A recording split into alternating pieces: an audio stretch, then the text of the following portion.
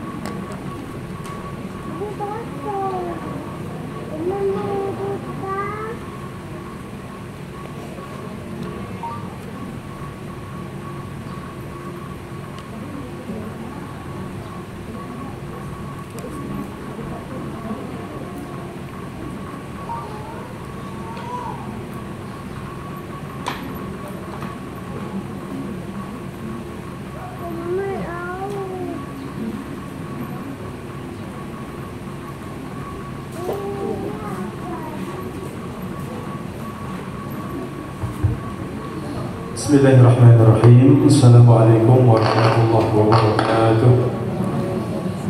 Innal hamdalillah nahmaduhu wa nasta'inuhu wa nastaghfiruh wa na'udzu billahi min shururi anfusina wa min sayyiati a'malina.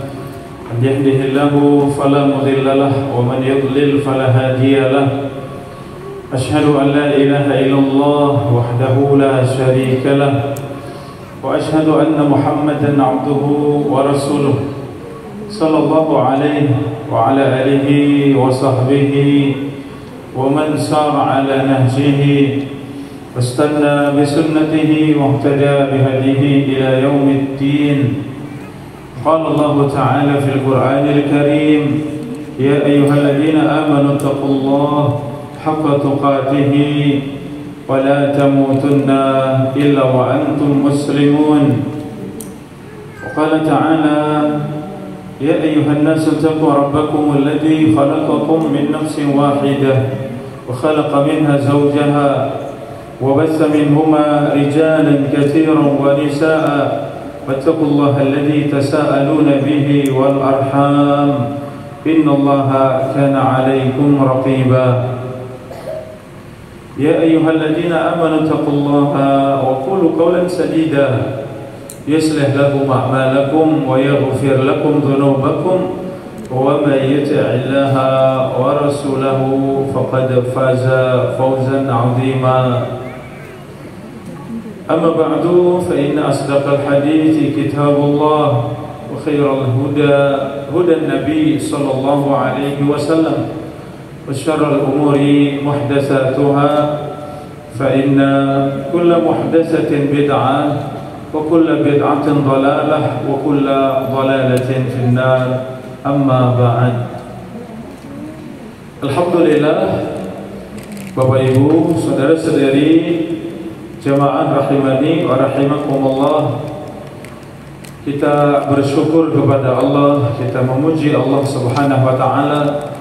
Pagi yang mulia ini kembali Allah mudahkan langkah kita sampai di rumah Allah, sampai di majelis ilmu, salah satu taman surga. Mudah-mudahan Allah Subhanahu wa taala memberkahi majelis kita, majelis yang memudahkan kita untuk sampai kepada ilmu yang bermanfaat, amal yang saleh, istiqamah di atas agamanya, demikian akhir yang husnul khatimah. Allahumma 'allimna ma yanfa'una wanfa'na bima 'allamtana wa zidna 'ilma. Allahumma arzuqna 'ilman nafi'an wa rizqan thayyiban wa 'amalan mutaqabbala. Allahumma aslih lana sya'nana kullahu wa la takilna ila anfusina tarfata 'ain. Saudara-saudari, Bapak Ibu rahimani wa rahimakumullah, kajian kita di kesempatan pagi yang mulia ini yaitu mengenal 4 imam mazhab. Kita akan mengenal sebagian dari kehidupan para imam mazhab rahimahumullah ta'ala. Saudara-saudari, Bapak Ibu rahimakumullah, mazhab sebagaimana yang kita ketahui ada 4 ya. Yang mana asal usul dari madhab itu banyak ya Bapak Ibu rahimakumullah. Madhab itu banyak, di zamannya itu sangat banyak. Kemudian mengerucut dari sisi pengikutnya atau yang mengambil madhab tersebut, ia mengerucut menjadi 4 yang sekarang sampai pada kita semuanya. Karena sedikitnya madhab-madhab yang lain diikuti oleh umat ini, sehingga yang ada hanya 4 madhab. 4 madhab. Dan madhab adalah gambaran tentang bagaimana seorang memahami Al-Quran dan hadis. Ya, madhab adalah gambaran bagaimana memahami Al-Quran dan hadis. Kalau kita mengatakan seorang bermadhab dengan madhab Imam Abu Hanifah, yaitu memahami Islam, memahami syariat sesuai dengan apa yang diajarkan oleh Imam Abu Hanifah. Ya, madhabnya madhab Hanafi, madhab Abu Hanifah, yaitu memahami Al-Quran dan hadis sesuai dengan apa yang diajarkan oleh Imam Abu Hanifah. Ya, demikian Al-Imam Malik bin Anas, Al-Imam Malik bin Anas rahimahullah, Al-Imam Syafi'i, Al-Imam Ahmad bin Hanbal. Ini semuanya para imam madhab, mereka mengajarkan kepada umat ini bagaimana memahami syariat, bagaimana memahami Al-Quran dan hadis. Dia dipahami dengan benar, mendekatkan kepada apa yang diajarkan oleh Nabi sallallahu alaihi wasallam. Ini saudara-saudari, ayah bunda rahimani wa rahimakumullah, bahwa para imam madhab itu mendekatkan ya pemahaman kepada Al-Quran dan hadis, sehingga memudahkan umat ini bagaimana faham dengan benar. Namun di antara 4 imam madhab tersebut ada perbedaan. Ya, dan sebab-sebab perbedaan itu sangat banyak. Ya, apakah karena sumbernya? Ya, sebagian sumbernya lebih lengkap ya, sehingga ternyata hukumnya pun berbeda. Karena perbedaan sumber. Bisa jadi hadis sudah sampai kepada satu imam, itu belum sampai kepada imam yang lain, maka tentu hukumnya berbeda. Ya, terkadang hadisnya sama, ya, dalilnya sama, hadisnya sama, tapi ternyata derajat hadisnya yang dipahami oleh para imam ternyata tidak sama. Satu imam mensahihkan misalnya, sedangkan imam yang lain mendhaifkan, maka tentu nanti hukum yang dikeluarkan oleh imam berbeda, ya, karena perbedaan derajat hadis, apakah sahih, hasan, ya, ataukah dhaif, ataukah hadis itu lemah. Para ulama kalau sudah mendapati hadis dhaif ditinggalkan. Para imam madhab semuanya sepakat, saudara-saudari, ayah bunda rahimani wa rahimakumullah, para imam madhab, manhaj mereka sama, akidah mereka sama. Ya, perbedaan hanya dalam masalah fikih, ya, dalam masalah memahami bagaimana tata cara ibadah atau disebut dengan fikih. Ini yang berbeda. Adapun akidahnya, manhajnya, ya, sunnahnya sama, tidak ada bedanya. Oleh karenanya mereka mengatakan insahal hadis fahuwa madhabi. Kalau sebuah hadis itu sudah sahih, maka itu madhabku. Ya, kalau sebuah hadis sudah sahih, maka itu madhabku. Ini dikatakan oleh semua imam madhab. Kalau hadis sudah sahih, jelas itu madhabku. Mereka mengatakan kalau ucapanku itu bertentangan dengan hadis, maka tinggalkan ucapanku, dan pegang hadis. Ya, demikian kuatnya mereka di atas manhaj, ya, di atas akidah. Bagaimana usul akidah Ahlussunnah wal Jamaah itu semuanya sama. Sehingga tidak ada perbedaan sama sekali dalam masalah akidah, dalam masalah usul akidah, dalam masalah keimanan, ya, masalah manhaj, tidak ada perbedaan. Mereka semuanya sama. Perbedaan itu terjadi pada pembahasan fikih, ya. Ini saudara-saudari, Bapak Ibu rahimani wa rahimakumullah, maka para imam madhab itu jalan dalam memahami syariat, ya, jalan mereka di dalam memahami Al-Quran dan hadis, sehingga terjadi perbedaan. Ini saudara-saudari rahimani wa rahimakumullah, sehingga kita bisa memahami dengan benar, ya, bagaimana madhab itu mendekatkan, madhab itu memudahkan kita untuk faham dengan benar.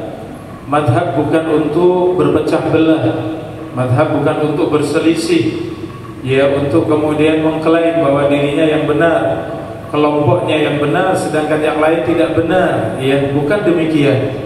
Madhab adalah, ya, cara bagaimana seorang memahami Islam ini dengan benar, khususnya dalam masalah fikih, dalam masalah tata cara beribadah, ya, kaitannya dengan sholat, ya, zakat, puasa, haji, dan segala macam ibadah.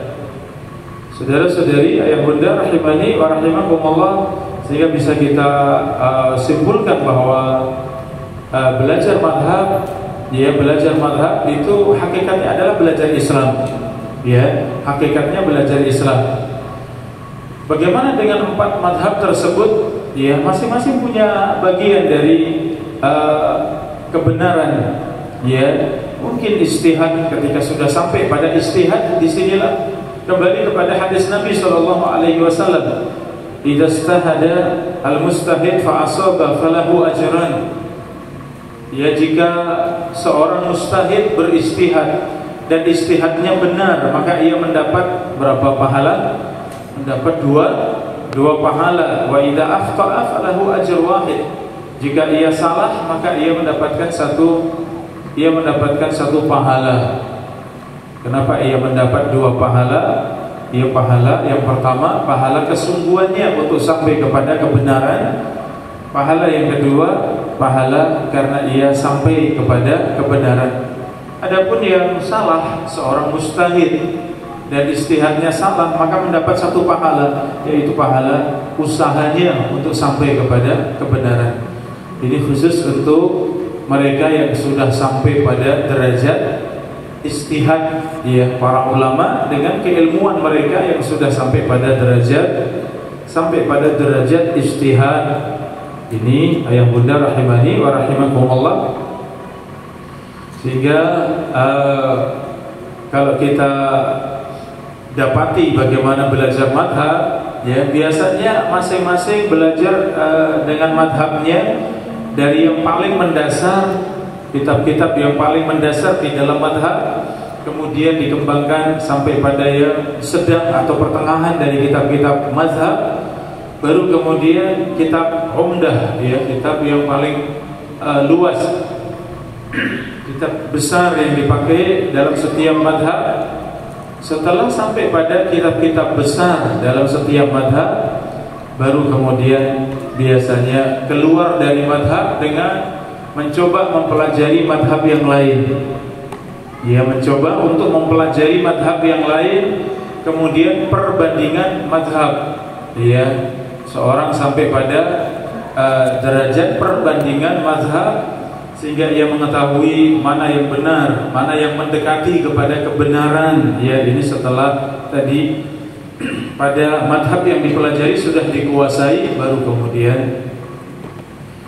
kemudian melihat pada madhab yang lain, bisa jadi madhab yang lain lebih kuat daripada madhabnya dalam beberapa pembahasan. Ya, dalam beberapa pembahasan. Ini kalau belajar fikih dengan disiplin madhab. Ya, belajar fikih dengan disiplin madhab. Bagaimana kalau tidak memakai madhab? Ya, tidak masalah, karena Islam adalah Al-Quran dan hadis. Ya, Islam itu Al-Quran dan hadis. Maka Al-Quran fahami dengan benar, hadis fahami dengan benar, itulah Islam. Ya, ini jamaah rahimakumullah. Sehingga apakah bermadhab itu wajib? Jawabannya tidak wajib. Madhab itu cara memahami syariat, cara memahami fikih. Ya, bisa dengan caranya Imam Abu Hanifah, Imam Malik bin Anas, ya, Imam Syafi'i, Imam Ahmad bin Hanbal, atau bisa jadi dengan cara yang lain. Ya, dengan penjelasan dari para ulama semuanya. Kita sampai pada Al-Quran, sampai pada hadis yang sahih, kemudian masing-masing kita fahami dengan benar, masing-masing kita pelajari dengan benar. Itu juga ya tidak masalah, artinya perkaranya longgar. Ya, jamaah rahimakumullah, mau belajar madhab yang penting jangan fanatik. Ya, karena kebenaran bukan pada madhab, kebenaran itu ada pada Islam, kebenaran ada pada Al-Quran dan hadis. Kalau mau belajar madhab boleh, ya, tapi jangan fanatik. Ini. Kemudian ketika ingin belajar Islam tanpa madhab pun juga silahkan. Ya, tidak harus dengan madhab. Oleh karenanya kami belajar di kampus UIM, ya, Universitas Islam Madinah. Kitab-kitab pegangan kami itu dari lintas madhab, dari semua madhab ada. Ya, walaupun Saudi, ya, itu memakai madhab Imam Ahmad bin Hanbal. Ya, Saudi Arabia secara madhab itu mengambil madhab Imam Ahmad bin Hanbal. Ini. Namun kalau sudah sampai pada tingkat kuliah, ya, tingkat S1, ternyata sudah benar-benar lepas dari madhab, sehingga kitab-kitab yang dipakai lintas madhab. Dalam pelajaran ini pakai madhab Abu Hanifah, ya, dalam bab ini pakai Imam Syafi'i, yang ini pakai Imam Ahmad. Ya, demikian kita diajari untuk benar-benar terbuka, ya, tidak fanatik dengan madhab sama sekali. Ini jamaah rahimani wa rahimakumullah. Tadi sekilas tentang madhab, ya, sehingga kita faham tentang madhab. Ternyata madhab itu, ya, luar biasa. Ya, sangat penting untuk memahami syariat ini. Namun itu bukan kewajiban. Ya, sampai sebagian mengatakan nanti di antara pertanyaan di dalam kubur itu, selain ditanya siapa Tuhanmu, apa agamamu, siapa nabimu, ditanya juga apa madhabmu, katanya. Wah, ini serem sekali. Ya, madhab ditanya di kubur, katanya. Waduh, ini saking fanatiknya, ya. Kalau negeri kita kebanyakan pakai madhab Imam Syafi'i. Ya, negeri kita ini secara umum, ya, pakai madhab al-Imam Syafi'i rahimahullahu ta'ala. Dan semua imam madhab kita sebutkan tadi akidahnya lurus semuanya. Ya, usul akidahnya lurus, madhabnya semuanya di atas ahli sunnah wal jamaah. Saudara-saudari, ayah bunda rahimani wa rahimakumullah, kita mengenal para imam tersebut, ya, sesuai dengan kelonggaran waktu kita. Yang pertama Imam Abu Hanifah. Kalau urutannya dari yang paling sepuh, ya, dari yang paling tua, Imam Abu Hanifah. Kemudian yang datang setelahnya itu Imam Malik bin Anas, ya, baru kemudian Imam Syafi'i, Asy-Syafi'i, baru kemudian yang terakhir, ya, Imam Ahmad bin Hanbal rahimahumullahu ta'ala. Semoga Allah subhanahu wa ta'ala merahmati mereka semuanya. Saudara-saudari rahimani wa rahimakumullah, Al-Imam Abu Hanifah ini yang pertama. Al-Imam Abu Hanifah, nama beliau An-Nu'man bin Thabit bin Zawti At-Taimi Al-Kufi. Namanya An-Nu'man. ayahnya Sabit, kakeknya Zawti. At-Taimi, kabilahnya At-Taimi Al-Kufi. Jamaah rahimakumullah,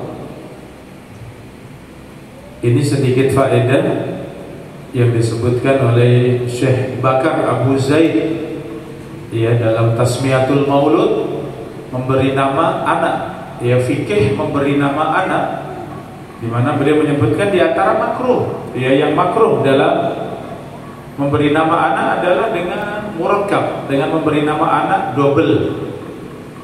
Ya, karena nama itu hanya satu saja. Ya, ini ayah bunda rahimakumullah, para nabi, para rasul semua namanya satu saja. Ya. Kita kan kalau tidak 3 minimal ya, 5 ya. 5 nama ya, Muhammad apa yang panjang sekali, minimal ya 3 paling enggak. 2 itu sedikit sekali, ya. Padahal yang benar nama itu satu ya, nama kedua itu nama ayah, nama ketiga itu nama kakek ya. Sehingga kalau para nabi, para rasul semuanya namanya satu, ya semua namanya satu. Sampai kepada para sahabat juga demikian, para salaf generasi 3, generasi yang pertama itu masih ya sampai pada demikian. Bahkan secara umum kalau di Arab ya itu sunnah itu tetap ada. Ya biasa mereka memiliki satu nama kedua itu nama ayah, nama ketiga nama kakek, setelahnya kemudian baru disebut kabilahnya atau sukunya ya demikian. Dan kebiasaan mereka memang mengenal nasab, mereka kenal dengan nasab, siapa bapak, kakek ya, kemudian buyut dan seterusnya sampai mungkin 10, 20 ya, kakek itu semuanya dihafal ya, mereka tahu sampai kemana nasabnya. Ini yang mungkin hilang di negeri kita ya. Di negeri kita paling kenal dengan siapa bapak, dengan sampai mana kakek. Ya buyut saja belum tentu ya. Buyut saja mungkin belum tentu kenal ya, karena kita namanya sendiri saya sudah banyak sekali ya, mau ngapal nama kakek itu sudah repot ya. Karena namanya panjang ya, sehingga subhanallah ya. Mungkin kebiasaan kita yang khusus yang ini mungkin mengikut pada ya orang barat ya, tidak mengenal nasab. Padahal nasab bagian daripada syariat Islam ya. Mengenal nasab itu bagian daripada syariat. Ya, bagian daripada syariat Islam. Ini sedikit faedah ya. Nama itu satu ya, nama kedua adalah nama orang tua. Ini An-Nu'man bin Sabit bin Zawti At-Taimi Al-Kufi. Jamaah rahimani wa rahimakumullah, beliau lahir di tahun ke-80 Hijriah. Imam Abu Hanifah lahir di tahun 80 Hijriah. Ya, Rasulullah meninggal di tahun 11 Hijriah. Ya, berarti jarak sekitar 70 tahun dengan wafatnya Nabi SAW. Makanya Imam Abu Hanifah masih jumpa dengan sahabat Anas bin Malik radhiyallahu anhu. Ya, Anas bin Malik radhiyallahu anhu, ya beliau panjang umur, lebih dari 100 tahun umurnya, sahabat Anas bin Malik. Ya, lebih dari 100 tahun. Oleh karenanya dari 4 imam madhab ya yang masih jumpa dengan sahabat hanya Imam Abu Hanifah. Makanya beliau tergolong seorang tabi'in ya, karena jumpa dengan sahabat. Definisi sahabat itu yang jumpa dengan Nabi dalam keadaan iman dan meninggal dalam keadaan iman, itu sahabat. Kalau tabi'in, seorang yang jumpa dengan sahabat dalam keadaan Islam, mati di atas Islam, itu namanya tabi'in. Kalau tabi'ut tabi'in adalah yang berjumpa dengan tabi'in dalam keadaan Islam, meninggal juga di atas Islam, itu disebut tabi'ut tabi'in. Maka Anas sahabat Abu Hanifah ya, Abu Hanifah itu masih berjumpa dengan sahabat Anas bin Malik, maka beliau seorang tabi'in.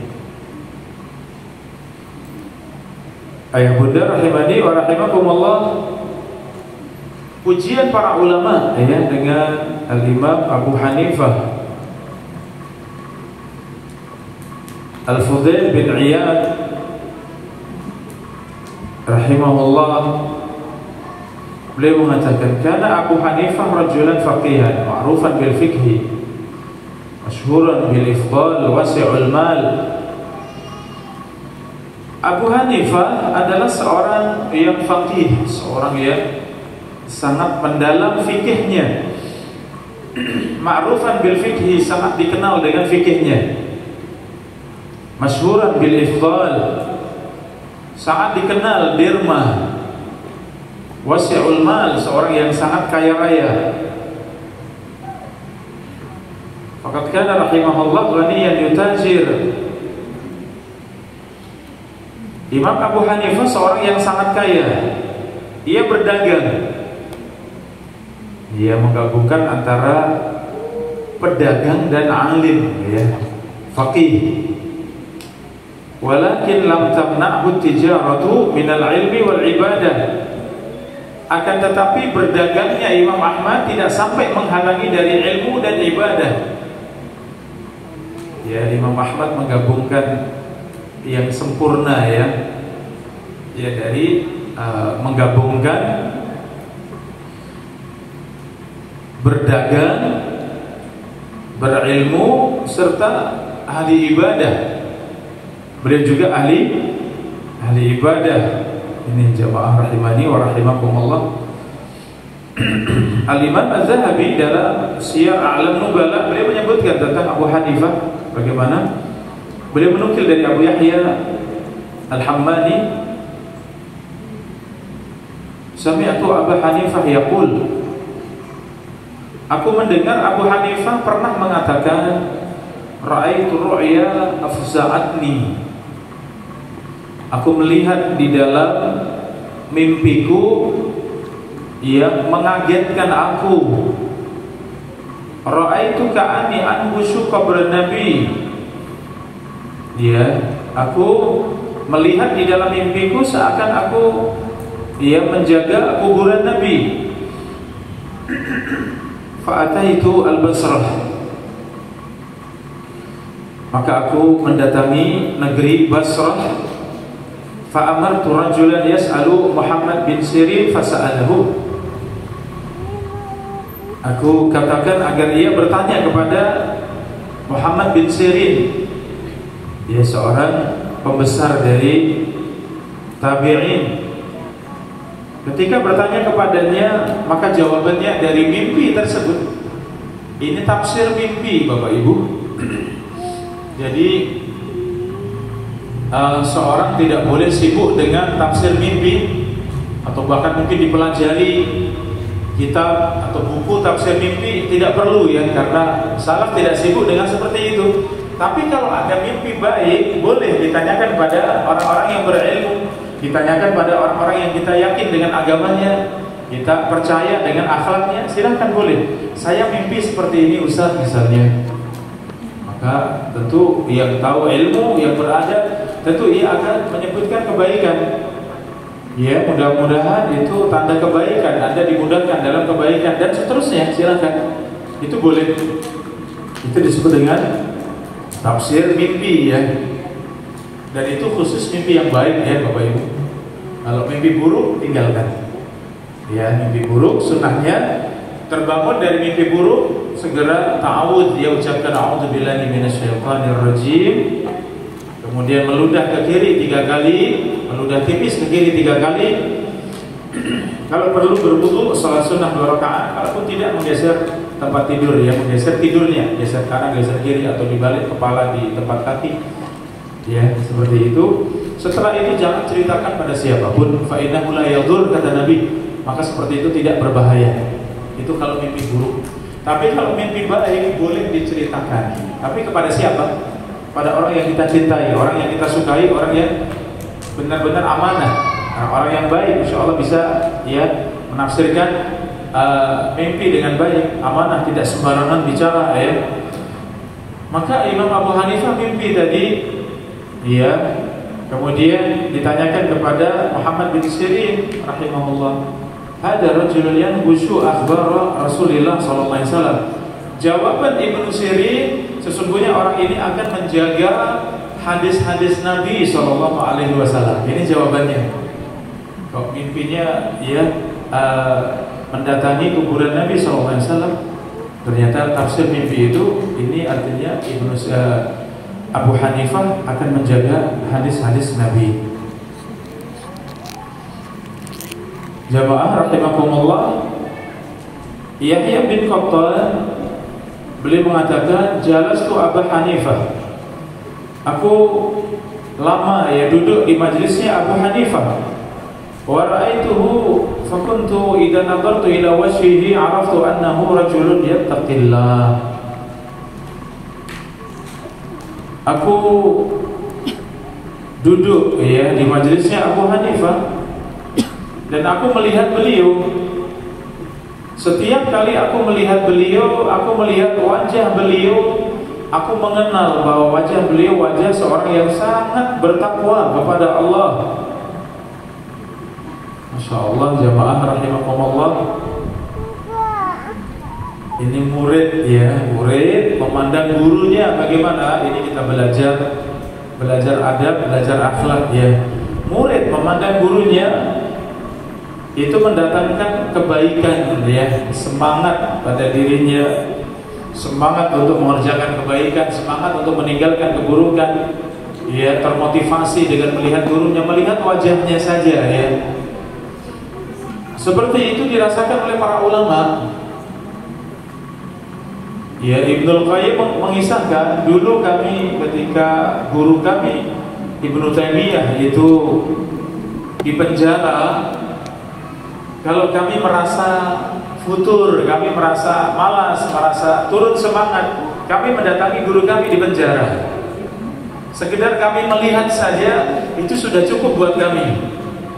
Melihat wajah beliau saja itu sudah cukup bagi kami untuk memberikan motivasi.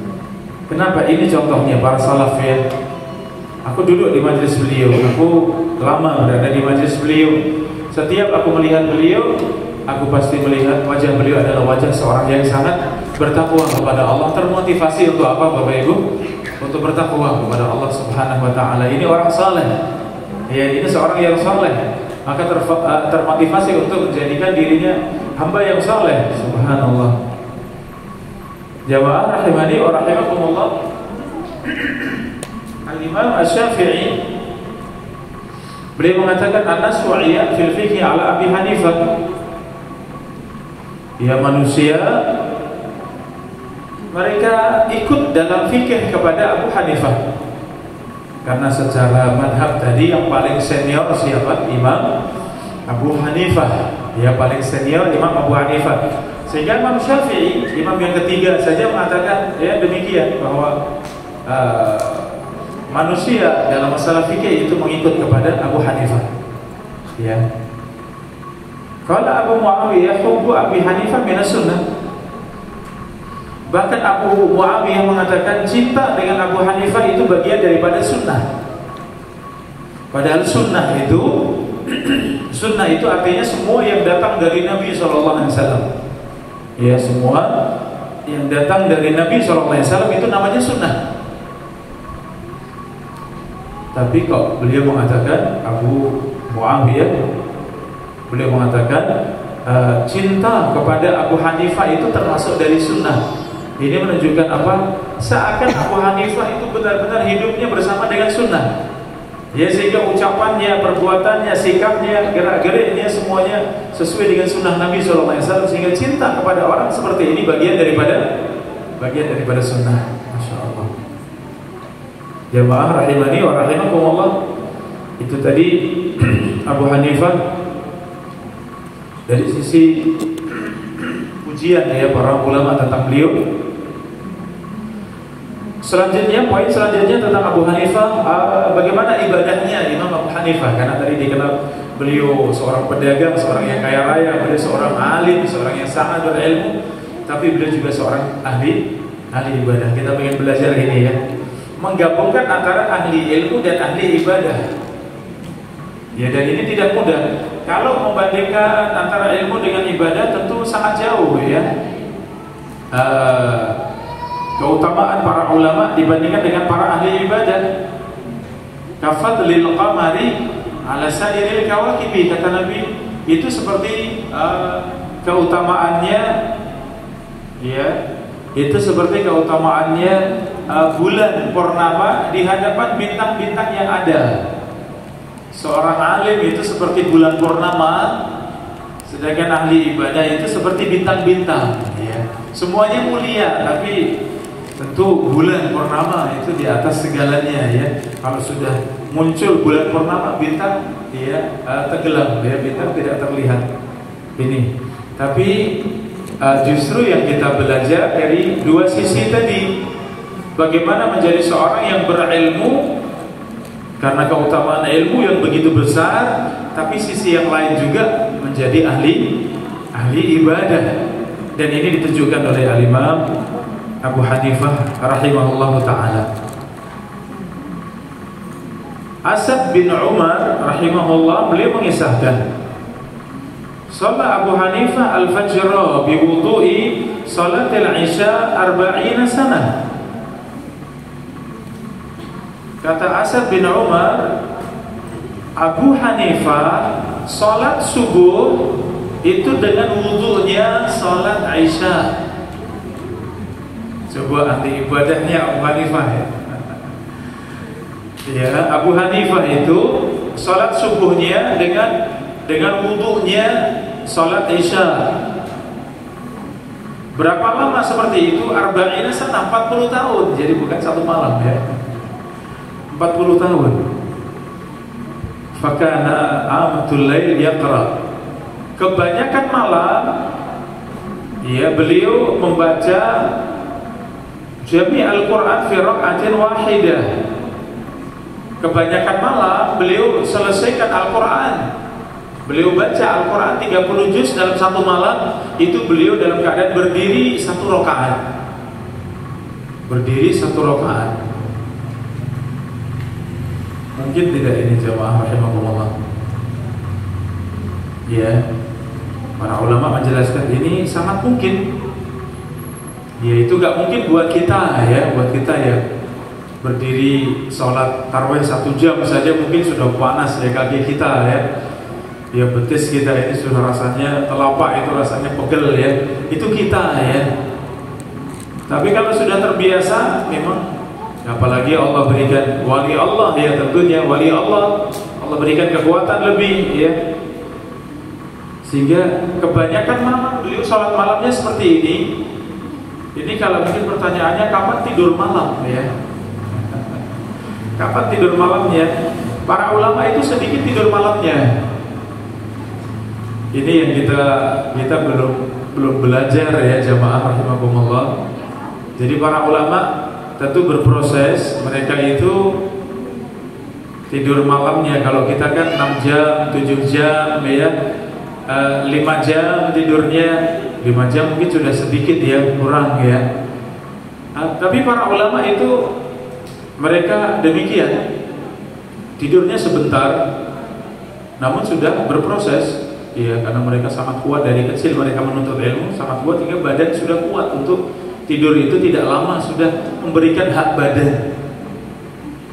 Al-Imam Al-Bukhari bagaimana menulis Sahih Bukhari itu sekian puluh tahun, ya, kurang lebih 15 tahun, ya, beliau, atau 18 tahun beliau menulis Sahih Bukhari, selama 18 tahun lamanya, karena setiap satu hadis saja beliau salat istikharah dulu, yakin, baru kemudian dituliskan dalam Sahih Bukhari, ya. Keadaan beliau seperti itu. Kalau tidur malam itu, tidur malam sebentar sudah bangun lagi, nyalakan lagi, nulis lagi, kemudian tidur lagi, gak lama tidur, udah bangun lagi, dan nyalakan lagi, nulis lagi, tidur lagi. Subhanallah, tidurnya sedikit sekali. Tidurnya pun bukannya ayo bles gitu, ya, berjam-jam. Tidak, ya, ini, ya, kehidupan para ulama. Kalau pengen seperti itu, pelan-pelan, ya, kita belajar dari 7 jam jadi 6 jam, dari 6 jadi 5, dari 5 jadi 4, ya. Kemudian badan kuat, terbiasa, dan Allah berikan kekuatan, Allah berikan keberkahan, insya Allah bisa, ya, ini. Maka tadi Abu Hanifah, beliau semalam itu bisa membaca 30 juz dalam satu rakaat, ya. Karena orang yang sudah hafal Al-Quran dengan bacaan hadir, bacaan Al-Quran itu ada tartil, ada bacaan sedang, ada hadir. Hadir itu bacaan cepat tapi menjaga tajwid, ya. Bismillahirrahmanirrahim. Alhamdulillahirabbil alamin. Ya alif lam mim dzalikal kitabul la raiba fi. cepat tapi tetap menjaga tajwid ya. Itu hadir. Bacaan hadir bisa ya, 1 juz itu dibaca 15 menit ya, itu bisa. 1 juz 15 menit itu sudah sangat longgar. Berarti 1 jam dapat berapa? 1 jam dapat 4 juz. Iya, dapat 4 juz. Kalau mau lebih cepat berarti 1 jam 5 juz. Ya, 5 juz. 30 bagi 5 6 jam. Dari setelah Isya ya sampai pagi ya, 6 jam. Ngambil 6 jam untuk sholat, untuk baca dalam 1 rakaat tadi 6 jam bisa ya. Buat kita nggak bisa ya. Buat kita nggak bisa, tapi buat para ulama masya Allah. Kalau lihat seperti ini, kita sholat malam 11 rakaat ya, sholatnya 1 jam, mungkin kita merasa sudah hebat ya. Wah hebat, sholat malamnya 1 jam ya. Tapi kalau kembalikan kepada para ulama, ya belum. Kita masih sangat jauh. Maka ini pentingnya kita belajar biografi para ulama kita ya, sehingga kita akan termotivasi. Kita nggak merasa hebat, kita merasa sudah kuat. Itu mah sudah saya kerjakan. Ya kalau disebutkan ilmu, wah itu saya sudah hatam, itu mah beres, saya sudah hatam katanya. Wah itu menunjukkan kita sedikit ilmu kalau sudah bilang seperti itu ya jamaah. Ini jamaah rahimakumullah. Yang lain menyebutkan kan Abu Hanifah yusammi al-watad li kasrati sholatihi. Abu Asim An-Nabil beliau mengatakan Abu Hanifah itu diberikan julukan al-watad. Dia dalam Al-Quran wal jibala autada, dan gunung-gunung kami jadikan sebagai pasak. Watad itu pasak, dia pasak bumi. Kalau gunung pasak bumi. Jadi patokan dia patok ya. Watad itu patokan atau patok ya. Seonggok patok ya yang diam. Abu Hanifah disebut watad. Kenapa? Karena kalau sudah berdiri dalam sholat sudah diam, nggak ada geraknya. Seperti tiang ya, seperti tiang. Sudah tiang.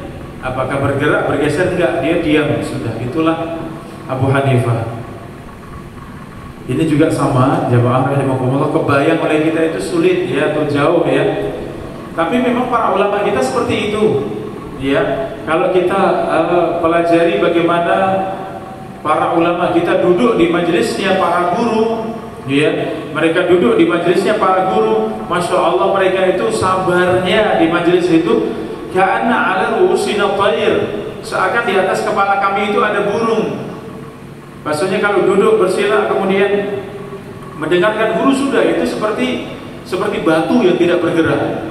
Ya mau geser saja mereka tidak berani. Kenapa? Mengagungkan gurunya. Ya apalagi mau gerak, mau pegang ini pegang itu, mau garuk-garuk, mereka haibah dengan ilmu. Saking wibawanya ilmu dan wibawanya guru, mereka itu seperti patung, ya duduk benar-benar majelis itu rapat sekali, tidak ada yang kosong, dan mereka seperti seonggok kayu ya.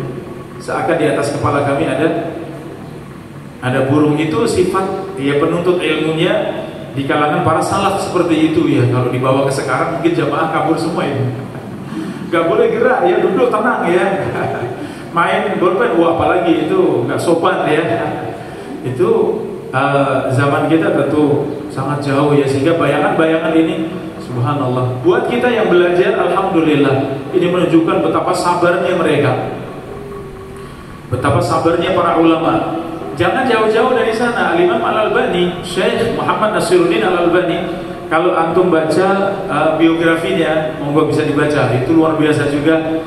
Gambaran seperti apa sih salaf, ya sebagian itu kita dapati pada Syekh Nasiruddin Al-Albani. Murid-muridnya mengatakan Syekh Al-Albani yang tadi ahli hadis di zaman kita ya, yang sampai sekarang belum ada penggantinya. Ilmunya seperti beliau, semua hadis, hampir semua hadis beliau sudah pelajari, dan beliau sampai pada derajat hadisnya sahih, hasan, dhaif ya, sampai dipelajari semuanya. Ya dalam kitab silsilah as-sahihah, beliau juga punya kitab silsilah ad-dhaifah wal mawdu'ah ya. Kemudian sunan semuanya beliau hukumi hadisnya, Sunan Abu Dawud, At-Tirmidzi, An-Nasa'i, Ibnu Majah. Ya demikian kitab-kitab hadis hampir semuanya selesai beliau hukumi. Tapi ternyata kehidupannya memang luar biasa. Ya sedikit ya contoh tentang beliau. Muridnya menyebutkan kami ketika mendampingi beliau Beliau ada satu hadis yang dicari, dan perpustakaan di masa dulu itu sampai di atap ya. Kitab itu ditaruhnya sampai di atap karena nggak muat.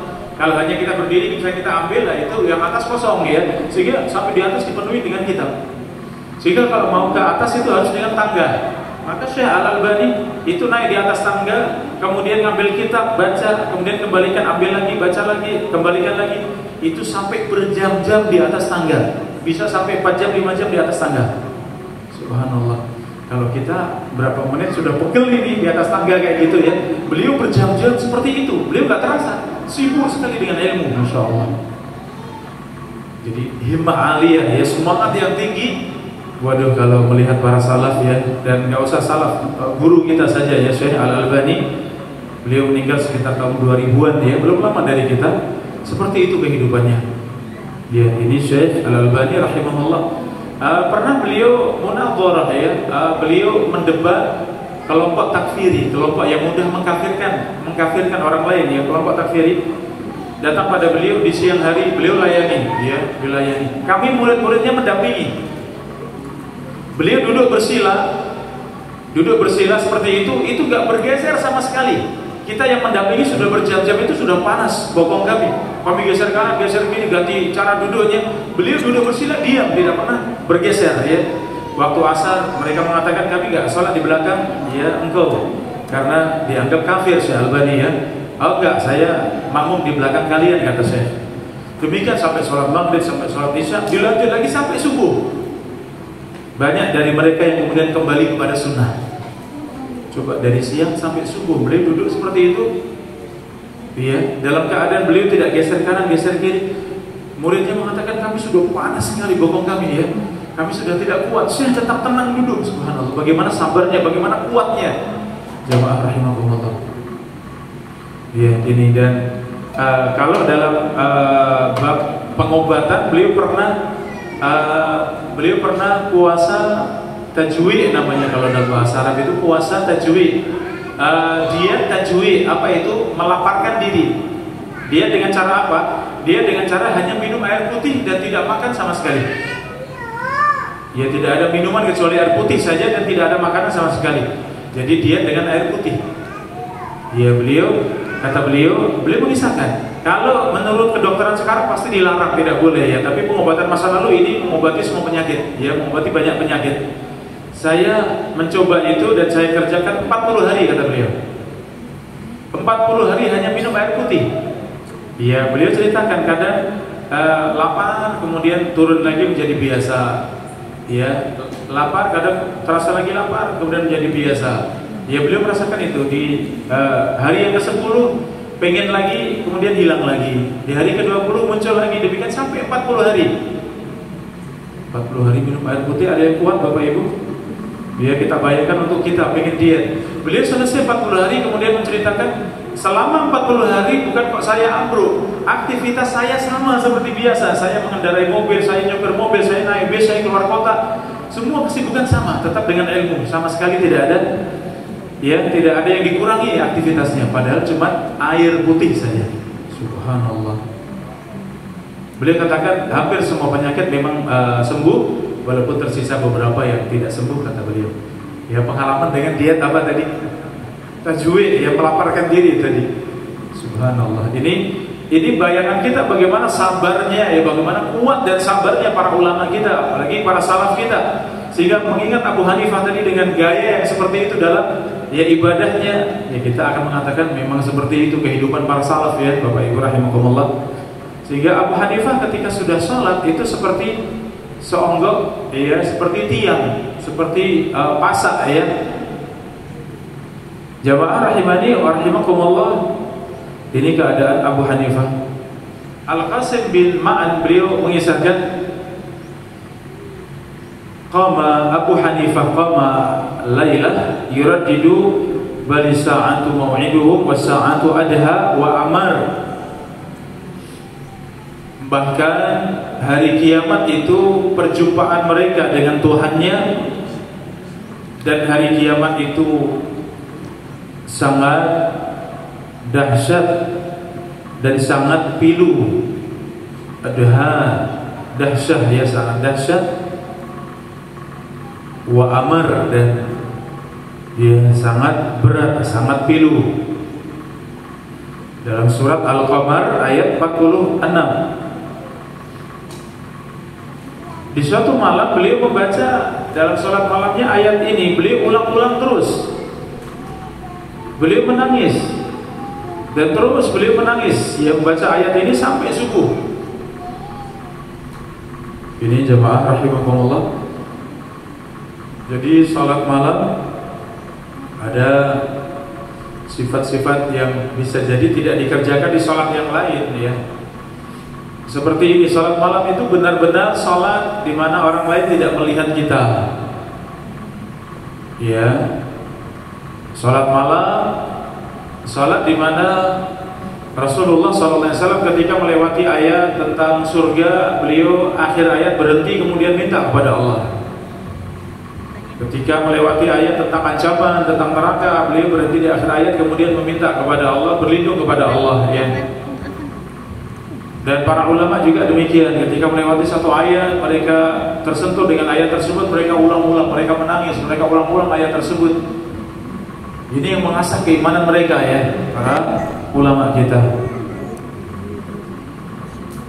Bapak Ibu rahimani wa rahimakumullah, ini bicara tentang ibadahnya Imam Abu Hanifah rahimahullah ta'ala. Bagaimana dengan sifat waraknya, ya, sifat wara. Wara itu menjaga diri dari yang haram, ya. Wara adalah menjaga diri dari yang haram. Abdullah ibn Mubarak menyifati, dakhaltul Kufah fasu'iltu an anwa'i ahli Kufah faqila li Abu Hanifah. Kata Abdullah ibn Mubarak rahimahullah, beliau mengatakan, aku masuk negeri Kufah, ya, dan aku bertanya kepada penduduk Kufah, siapa orang yang paling wara, ya, siapa manusia yang paling wara? Maka mereka menjawab, manusia yang paling wara adalah Abu Hanifah. Pedagang tapi wara itu berat, ya.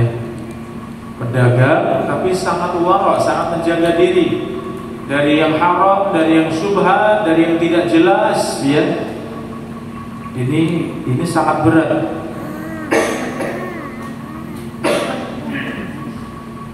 Tapi itu ada pada beliau, Imam Abu Hanifah rahimani wa rahimakumullah.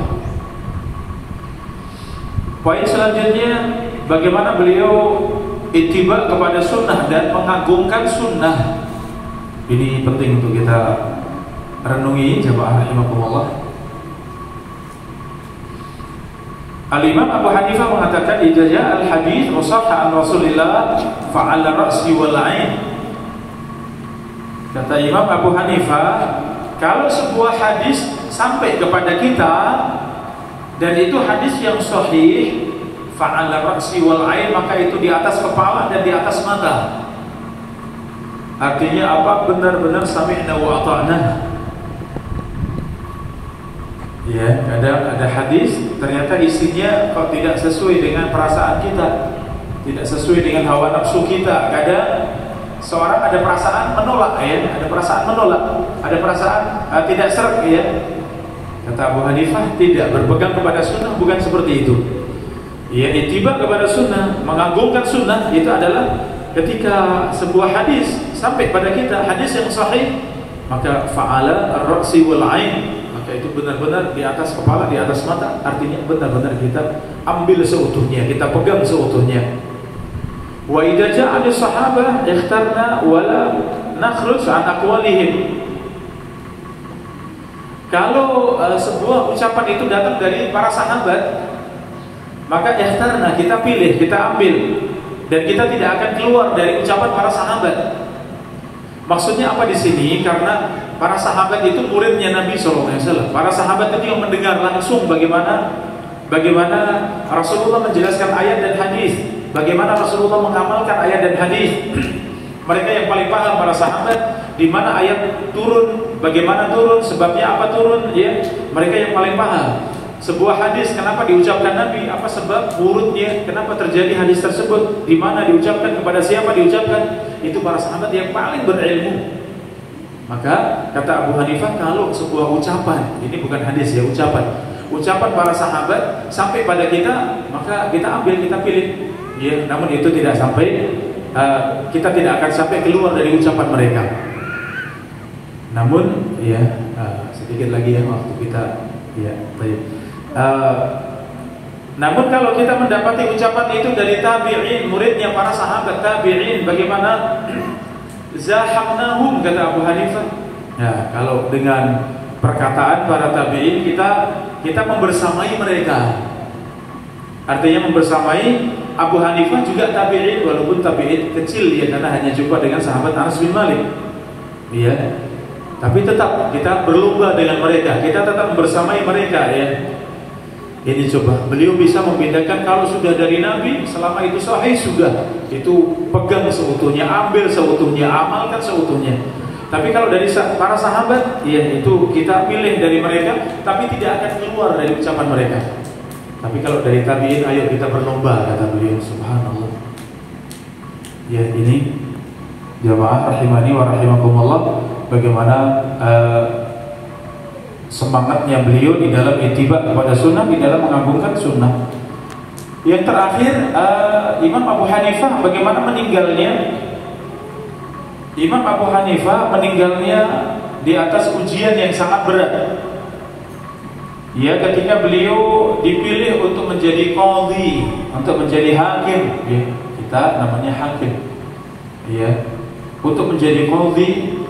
Dan para ulama itu menolak karena memutuskan itu sangat berat. Iya, memutuskan itu sangat berat sehingga mereka pengen lebih senang untuk sibuk dengan ilmu, jangan sampai sibuk dengan pemerintahan, dengan urusan qadha, ya urusan keputusan ya. Sehingga Imam Abu Hanifah menolak. Tapi ternyata menolaknya dipaksa oleh khalifah. Beliau dipaksa bahkan sampai dicambuk 100 kali, bahkan ditambah 20 kali cambukan ya. Sampai beliau tetap menolak, dicambuk seperti itu, tetap menolak, beliau nggak mau. Padahal beliau adalah seorang yang paling alim ya. Tapi sisi yang lain beliau sangat takut pada Allah. Kita memahami bagaimana ketakwaannya, bagaimana takutnya pada Allah, bagaimana ibadahnya. Ketika dipilih menjadi qadhi, beliau menolak. Ya. Sampai pada akhirnya beliau dipaksa untuk minum ya, ternyata sudah dicampuri dengan racun. Beliau tidak mau minum, saya tahu di situ ada racun. Kalau saya minum saya mati, saya bunuh diri ya, tidak mungkin. Sehingga diriwayatkan sampai kemudian dipaksa dan kemudian masuk dan beliau pun meninggal rahimahullah taala. Coba bagaimana dahsyatnya ya para hidup di zamannya para tabi'in ini, sudah fitnah-fitnah itu sudah mulai meluas ya. Kita lihat dari para khulafa zamannya Utsman bin Affan, beliau sudah dibunuh oleh para khawarij. Ali bin Abi Thalib, fitnah sangat besar sampai Ali meminta mati, ya Allah. Ya sesungguhnya mereka sudah bosan dengan aku dan aku bosan dengan mereka. Segera matikan aku ya Allah. Ali bin Abi Thalib kemudian diwafatkan oleh Allah ya. Ini dahsyatnya fitnah di zaman itu ya. Ali bin Abi Thalib sampai berperang dengan sahabat yang lain. Ya sama-sama punya pasukan. Artinya fitnah itu sudah sangat besar. Bagaimana dengan zaman-zaman yang datang setelahnya? Ini yang dialami oleh para imam kita ya. Mereka diuji dengan ujian yang sangat berat. Tentu sangat berbeda dengan zaman kita semuanya. Beliau wafat ya di tahun 150 Hijriah. Ya di tahun 150 Hijriah. Ini jamaah rahimani wa rahimakumullah, umur beliau ya 70 tahun ya, karena tadi lahir di tahun 80 Hijriah, meninggal di 150 Hijriah rahimahullah taala rahmatan wasi'ah. Dan ini ringkas dari biografinya Al-Imam Abu Hanifah rahimahullah ta'ala. Demikian jamaah rahimakumullah, apa yang kita kaji dan bermanfaat untuk kita semuanya. Allah ta'ala a'lam bishawab. Barakallahu fiik kepada Ustaz Muhammad Romlan atas materi yang disampaikan kepada kita semua. Masya Allah, mudah-mudahan apa yang beliau sampaikan bisa menjadi penyemangat bagi kita semua untuk lebih semangat di dalam belajar dan meniru ketaatan kita kepada Allah Subhanahu wa Ta'ala seperti yang digambarkan oleh Ustaz Muhammad Romlan pada kesempatan pagi ini. Baik, sebelum kita akhiri mungkin ada pertanyaan dari Ummahat, silakan ditulis di secari kertas.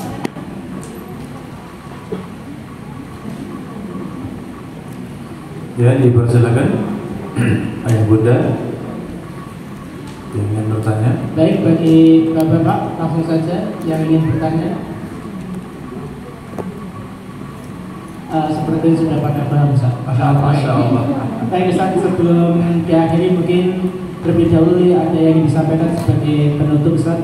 Baik. Jadi jazakumullah khairan. Jamaah rahimani wa rahimakumullah. Kalau kita bertanya kepada para ulama ya tentang bagaimana kita ini bisa menjaga semangat kita di dalam kebaikan, khususnya semangat kita di dalam menuntut ilmu, salah satu jawabannya adalah bacalah kehidupan para ulama, bacalah biografi para nabi, ya biografinya Rasulullah, sirah Nabi, khususnya adalah sirahnya para ulama, ya sirahnya para ulama, biografinya para ulama itu di dalamnya ada pelajaran-pelajaran besar yang itu akan menumbuhkan semangat kita semuanya. Ya, sekilas tadi dari 4 imam madhab kita sudah pelajari Imam Abu Hanifah, ternyata kehidupannya seperti itu. Banyak sekali yang menakjubkan ya. Kita umumnya tahu kalau namanya pedagang ya sudah pedagang, ya bukan seorang alim gitu. Pedagang bagaimana ibadahnya belum tentu juga menjadi seorang tajir, tapi juga seorang abid, seorang ahli ibadah belum tentu ya, karena udzur bagi beliau ya, karena memang sibuk seperti itu. Tapi kalau kemudian dengan hartanya ia belanjakan di jalan Allah, luar biasa ya. Seorang pedagang tapi ternyata semangat di atas sunnah, itu juga mungkin bisa jadi jarang kita dapati ya. Pedagang besar, seorang dermawan yang sangat besar, tapi ternyata ibadahnya juga sangat hebat, itu jarang kita dapati. Dan ini terkumpul semuanya pada Abu Hanifah.